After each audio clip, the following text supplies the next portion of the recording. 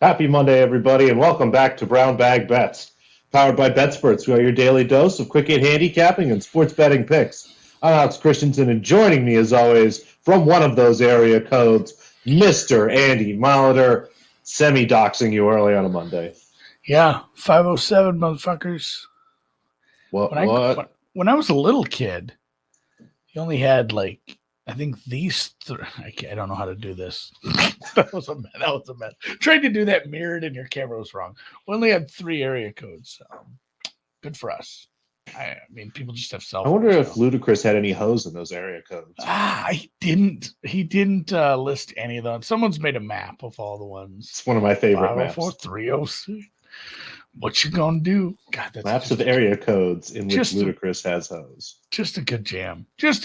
But speaking of Atlanta and not knowing what they're doing anymore, because I don't know what Ludacris is up to anymore, they looked pretty rough. There was a lot of teams that looked kind of freaking terrible in the playoffs. There was a couple of really good games. I mean, obviously the Clippers game was great, but I guess my biggest win from the weekend, and I didn't bet a lot. I tailed some baseball. Golf was middling at best. At least we hit Fitzpatrick for the one and done. Me and Link and the boys, we're back up and we're in the money again. I think we're in second place in the big boy. 30-1 for me. I think 33 maybe. Yeah, 30. It was like 30-33. But back in the money in the big boy. Yeah, we got second place in the $1,000 buy-in one and done last year. So we're kind of gunning. It's trophy or nothing this year. Got to have it all. Hard to get better, right? There's only one spot left to go. Yeah, we got to take somebody down. I don't remember who won. It was somebody who's really good at DFS as well. It was there's some people in there. It's like, oh, I know you from like golf DFS or golf betting. Like there's some known names in there. Although one of them was simply Grelly. And we often wondered if that was Spieth's caddy, Mr. Greller. Didn't know. It's not a name we had, but that part was fun. The NBA, like you said, I think my biggest win, that whole diatribe started with, my biggest win for the weekend was deciding I was too tired out from watching, like we talked about off the air, volleyball all weekend with my daughter to stay up for the Timberwolves game because Christ on a bicycle, what an uncompetitive piece of shit team that was last night. You can look at the box score and it doesn't tell the whole story. I think the biggest telling point in the box score, if you go look at it for the Timberwolves Nuggets game, is go look at how many minutes the good players for the Nuggets played. There's a lot of 32, 29, it was, that kind of tells a pretty big story about how the game wasn't really in the balance ever. Who impressed you the most in this first round of first games in the NBA playoffs? Noops. Yeah, it was a really great weekend, and I had a little slightly different take on that. There was really only one game this weekend that was not competitive, and thankfully that was the one. Well, I guess the Sixers game was fun for the first half at least, but the only game that really wasn't worth watching, like you said, was the 10:30 Eastern game. I don't know why they didn't start stuff earlier on Sunday, but if I look at both days, I think you have to pick the Clippers. I mean, this is a team that was big underdogs in this series. I think the Suns closed somewhere around the minus 750, minus 800 range to win that series. And that game was close at certain points. Phoenix definitely could have won, but the Clippers were in control of that game for a very long time. And I mean, the rest of the series, a little surprised by the Knicks kind of getting to the Cavaliers there. That was tough. We're in a perfect spot for Kings Warriors. We've got Kings plus money and Warriors plus money as with the Kings to win in game one. So in a nice spot there. But yeah, I think the Clippers probably your most impressive team and definitely the most surprising outcome for me. Yeah. To be fair to the Hawks, that became a game that was not an embarrassment for one. But I mean, it started pretty rough for Atlanta. I don't know if Celtics kind of just coasted to that point. What was the final in the Sixers game? I didn't watch the Sixers game. I wanted your take on that. Do you think that was a big ass win, or just that's about what we expected in this series? Because maybe the Nets proceeded. It was 121-101 Nets, but it was a weird game, Andy. The average possession for the Nets only took about 14 and a half seconds. The Sixers took about 17.7 seconds. But the Sixers had 20 more possessions than the Nets if you combine turnovers and offensive rebound advantage, which is just an insane number. But at the same time, although the Nets had so much fewer possessions, the shooting numbers for them were incredible in that game.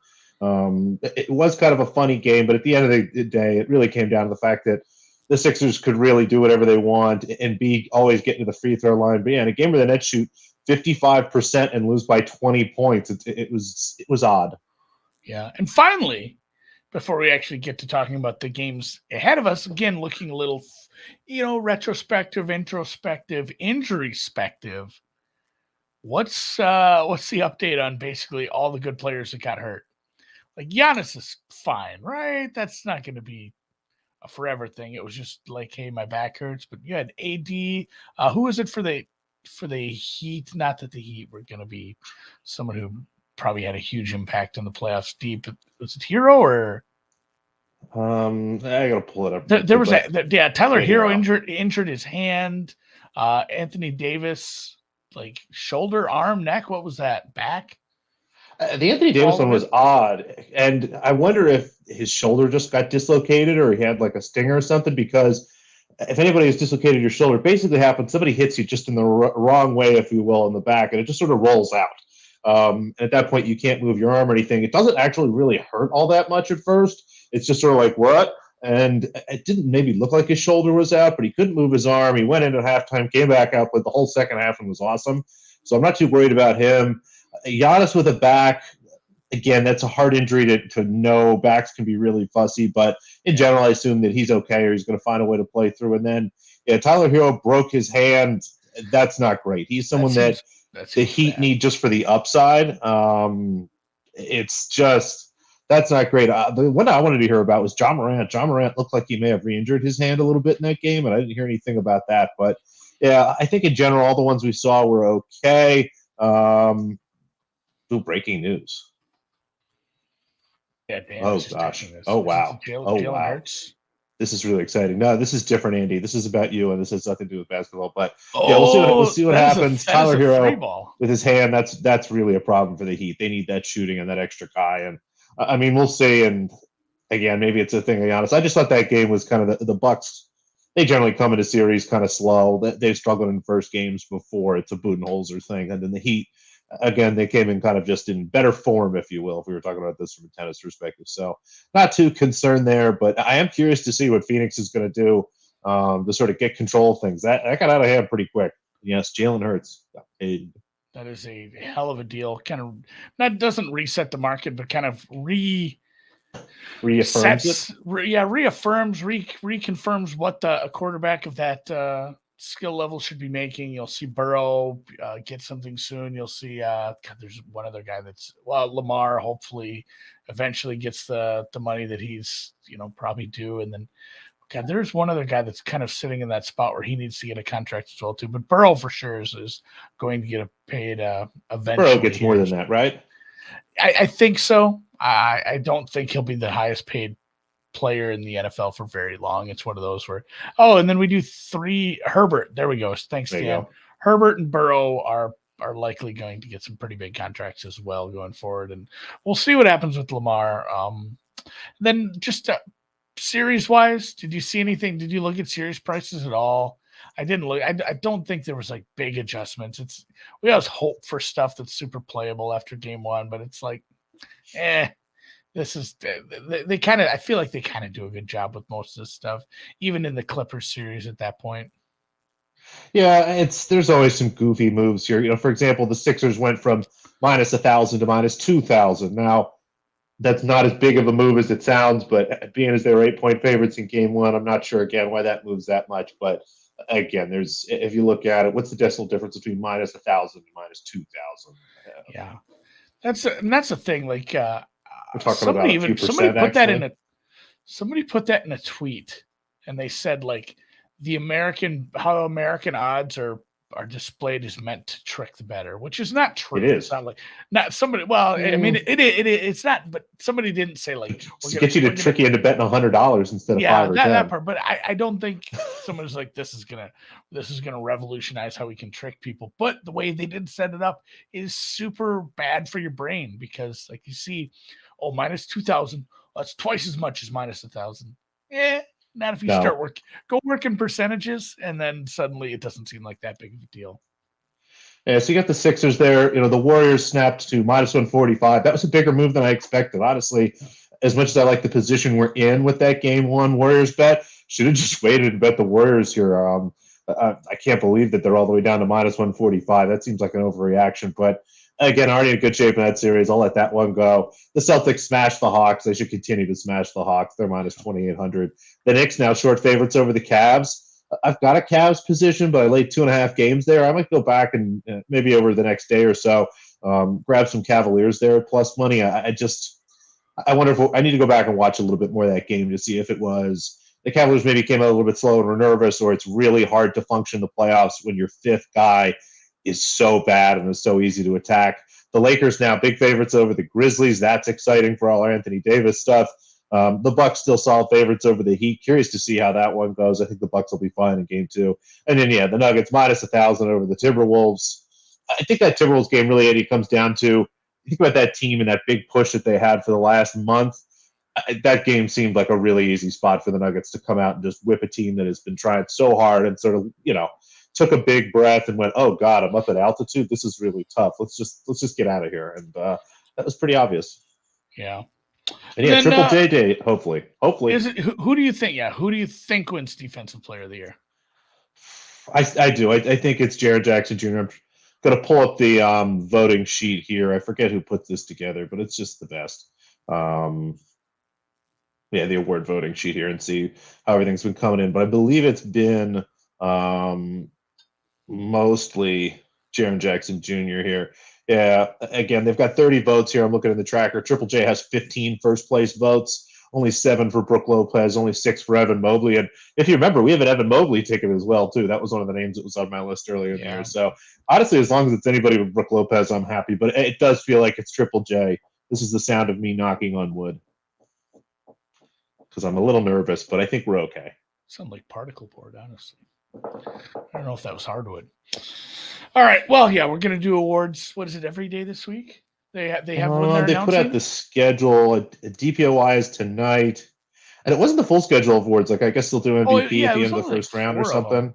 Yeah, and then do you know anyone who bet on Clutch Player of the Year? There was never odds for it. Was there even odds? They announced I saw no discussion about it anywhere ever. Yeah, that's they announced the Clutch Player existence during the middle of the season at some point. So I don't think anybody put up odds. We have no idea what that's going to be, but it does feel like De'Aaron Fox because he's been so much better than everybody. And Alvaro, get out of here. Triple J is going to win Defensive Player of the Year. I don't have any of this nonsense. But you got Defensive Player of the Year tonight. Tomorrow will be Clutch Player, which we think will be De'Aaron Fox. Wednesday, Coach of the Year, hopefully Mike Brown. That seems pretty good. And then Sixth Man of the Year. It does seem like it's going to be Malcolm Brogdon, but we'll see. I mean, only 23 of the votes have been announced, and there's another 77 or so, and we'll see what happens with those. But it's what a night here. It'll be fun. I do love the playoffs. So, and then tonight you've got a wager. Is this for? I'm guessing this is the late game. I don't know. The schedule's also dumb. Boy, this one does start at 10 Eastern again. Every night, you guys, what are we doing with this? Trying to get to halftime and then fall asleep watching the second half in bed. But 2 games tonight. I will be watching my Philadelphia 76ers. They're 10-point favorites in a game where the total is 213. Feel free to skip that one. Maybe take a nap, spend some time with your family. I'm watching it as a Sixers fan because I have to. But it should be another comfortable victory for Philadelphia again.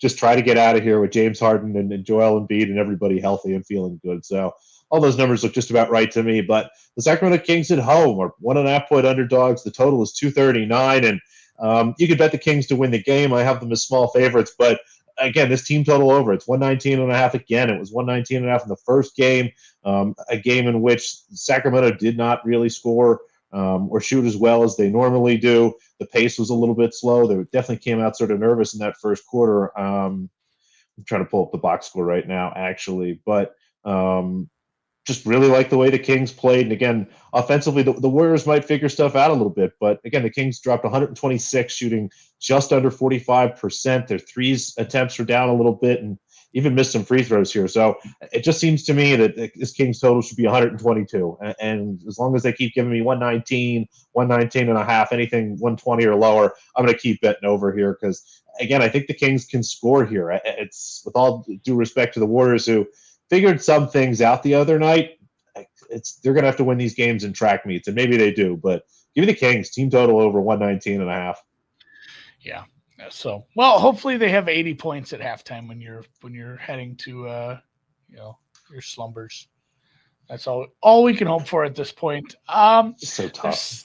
There's some golf this week. Unfortunately, there's no odds yet. There's some golf this week. Well, and here it is. So it's the team event. So much pain in your face. I know we go from the Masters. The absolute happens in tennis all the time, by the way. I know that this happens in a lot of sports. I mean, it's almost like, holy shit, did you see that Sunday night football game? And then it's like, oh no, it's like, Commanders Jaguars on Monday. What are we doing? Like, how do we follow up with this? So you have the Masters, which was obviously great. You had RBC Heritage, which, it's a great course awesome. that had the elevated field. And then you had a great playoff between two great players. And you end up going to Zurich, which is not in Switzerland.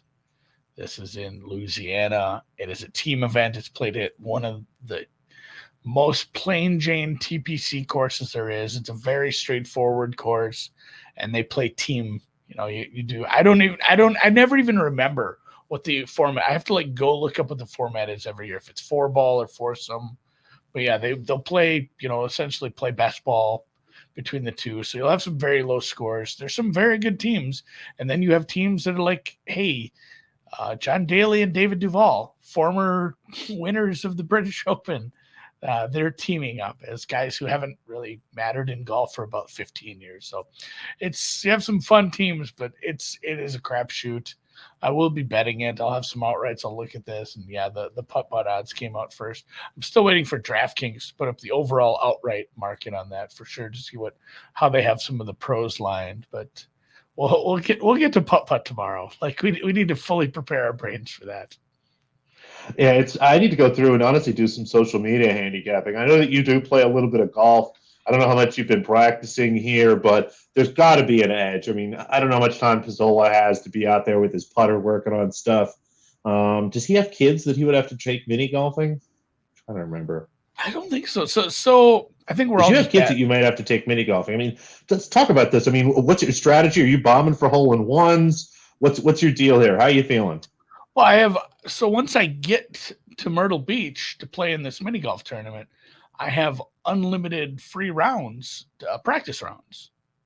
So I'm going to go play the damn course 3-4 times, figure out some of these holes a little. I'm sure the pros have been down there for a week now, getting in practice rounds. So I'm going to, I'll have I should bring a little notebook, take notes on each hole and stuff like that. I'm just laughing thinking about a professional golfer, all these professional golfers flooding a mini putt course, and there's a few groups of kids that are trying to play, and they're standing and waiting while someone's practice putting or trying to read something. Are you bringing a caddy? You probably don't need a caddy. You're not allowed. I don't think you're allowed a caddy. I'll ask. That'd be awful nice. I can bring a few more clubs. So. And Coogan says Bet Rivers has first goal insurance every day of the playoffs. I don't even know how that would work. I'm gonna have to ask Matt what the hell that is. That's probably looking. Project. Yeah, that's a Matt project for tomorrow. So yeah, there's no odds up yet. Basically anywhere for the Zurich. Obviously Ron's working on a preview. I'll have bets once I get to it. Odds. But it does stink that we don't have odds up yet. It can't be that hard to price, guys. We do it every year. It's the pancake breakfast. We do it every year. Yeah. So, all right. How about some tennis before we call her? Because it's European clay season, and this is low-key one of my favorite temps here. Not only because of the timing of just all day, daily, early morning, afternoon tennis. But like there's some good events, especially the men's side obviously had some really good events, but in Stuttgart, what's the other one? There's Stuttgart and where's the other women's event this week? Just one women's event in Stuttgart. There's a couple ITFs. Oh, There's a for good some one reason in I thought Portugal, and I'm trying to remember where the other one is. There's a couple good ITFs. I think there's a W100 in Charleston, actually. But yeah, the best event is in Stuttgart. This is one of the most unique events, Andy. And you know where Stuttgart is. I don't even have to ask you this week. You actually remember that one. But it's an indoor clay that's event. my town. That's like my soccer team is VfB Stuttgart because that's where my family's from.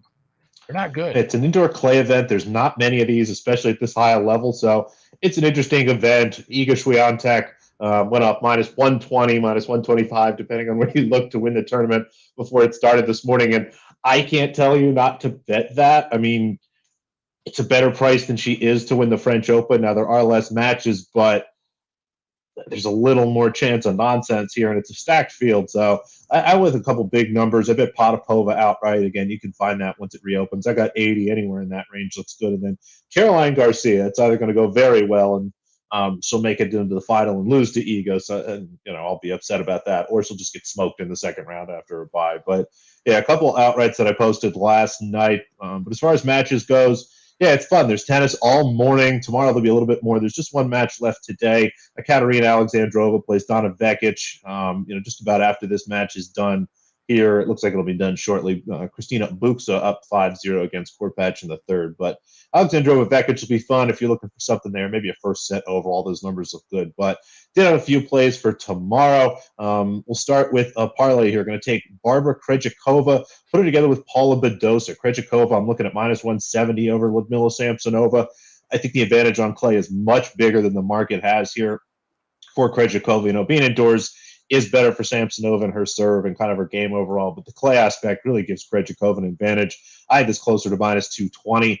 Badosa here, someone who I just continue to find value, and maybe I need to readjust my handicap a little bit. I haven't been winning money on her, but keeping things tight, I get a lot of value in these outright markets. But again, I look at this match. She's minus 143 against Daria Kasatkina, has generally done well against Kasatkina. These are not courts that Daria has played well on in general. So, look at course conditions, look at the past. It all sets up for Badosa. And then my number is closer to minus 165. I'm looking at minus 140. Put them both together, you get plus 170. You can bet each as a single, really, if you like. But I'm happier to put these two together again and kind of double down on that. And then Coco Golf overs, if you will, are back. We're going to take over 21 games here. Coco Golf plays Veronika Kudermetova. That will be, again, early tomorrow morning, I believe. Or no, I'm sorry. That's actually going to be on Wednesday. That's on April 19th. That just got bumped. So got some time to put these in. But 21 is too low. At a first set over 9.5 at plus 110 is laughable to me here. Going to try to find a way to stack this up once it opens up at a few more places. But yeah, 21.5 at less than standard juice. 21 at even minus 120 looks really nice to me in a match that just should be an absolute battle starting from the first set. So I think that'll be really fun. But Krejcikova, Badosa, those are tomorrow. Early morning, start as early as 6 a.m., maybe 5 a.m. They might have one a little bit earlier than that. And then Krejcikova, Kudermetova, you got some time. Those won't be till Wednesday morning. Angels, Red Sox. Is today marathon day? I think so. I think it is the Patriots Day? The Patriot Day with the Boston Marathon Remembrance Day, whatever. But weather's kind of shitty out in Boston, so I think they're delaying stuff. Yeah. I mean, you bet the under then, right? Early start time, bad weather. I don't know. I just go with unders. I don't know some of these pitchers. What if the pitcher's really bad too? Pizza toss day. I don't know who's. I don't even know who's playing. I don't think I could name you a single player that's going to play it. Well, it's Angels, so Ohtani and Trout are playing, but I don't know. Let me see. Do I know a Boston? Not so fast. Noops. Trout sitting. Trout sitting. I don't think I know a single Boston Red Sox. Chris Sale doesn't pitcher then. That was years ago. Maybe Ohtani is pitching. Yes, I knew that much. I don't know the pitcher for Boston. I don't know. It looks like it is. Who plays baseball for the Red Sox? B. Bello. I don't know anything about B Bello, but yeah, looking at the Rory B. Bellows. Oh, Kiki Hernandez. I know that guy. He used to be a Dodger. That is like Hey. Otani. I know Hunter Renfroe, Gio Urshela, Jake Lamb, Brandon. Is that the same Phillips? Oof. Justin Turner? Yeah, I don't know. I'm not betting into this game at all. And honestly, you'd probably have to go bet into the live markets because sometimes Still, he's a Red Sox they'll team. take the odds down when the game. Oh, the game was supposed to start and it doesn't start on time. They'll just take the odds down even though it hasn't started, and you're forced to go bet it in the live markets. And sometimes those don't have it up because the action hasn't started yet. So. Otherwise, all right. Well, that's about it for today. I got a golf meeting in a bit. I'll be back Wednesday and we'll talk putt, I suppose. And yeah, I'll let Matt handle the hockey thing tomorrow then. Beautiful.